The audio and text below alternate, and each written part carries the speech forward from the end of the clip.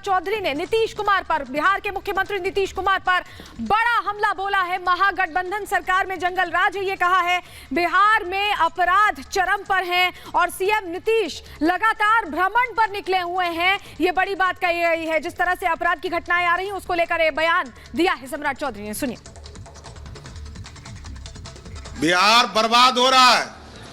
बालू माफिया, शराब माफिया, जमीन माफिया पूरी तरह सरकार के संरक्षण में काम कर रहे हैं और आप चीन की बात कर रहे हैं। बिहार बर्बाद हो रहा है। बालू माफिया, शराब माफिया, जमीन माफिया पूरी तरह सरकार के संरक्षण में काम कर रहे हैं और आप चीन की बात कर रहे हैं। बिहार के नालंदा में फायरिंग का मामला सामने आया। पूर्व केंद्रीय मंत्री आरसीपी सिंह के करीबी को, रिश्तेदार को निशाना बनाया गया है और ऐसे में आरसीपी सिंह भी निशाना साधते हुए नजर आए। साफ तौर पर उन्होंने जो इल्जाम लगाए हैं वो जेडीयू समर्थकों पर लगाए हैं। पूरी खबर देखिए इस रिपोर्ट में।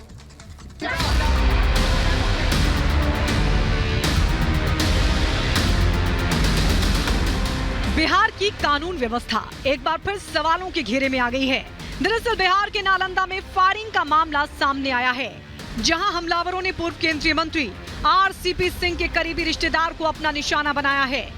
घायल शख्स पिंटू पूर्व केंद्रीय मंत्री आरसीपी सिंह के रिश्तेदार हैं, जो गोलीबारी में बुरी तरीके से जख्मी हो गए।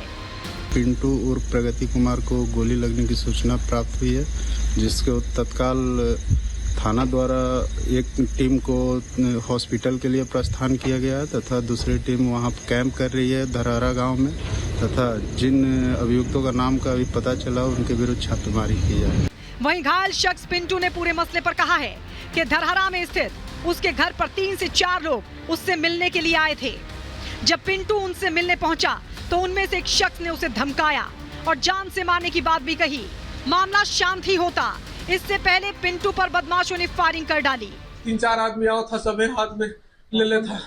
एगो उसका भाई था, सलन के एगो भाई था, एगो आओ कुछ दतला कहता वो था, एगो बंटी नाम है वो था, और एगो आदमी थे मारने वाले। मारा हमको गोली सलन, और सबसे पहले सलन का भाई पकड़ा और सलन मारा हमको गोली।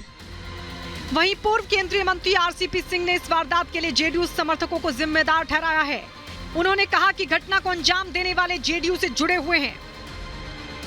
इस प्रकार से उस पर कातिलाना हमला किया गया है, गोली मारी गई है। अब ये लोग इतने जो हैं बौखला चुके हैं कि राजनीतिक रूप से तो लड़ने की नीतीश कुमार की हिम्मत रही नहीं।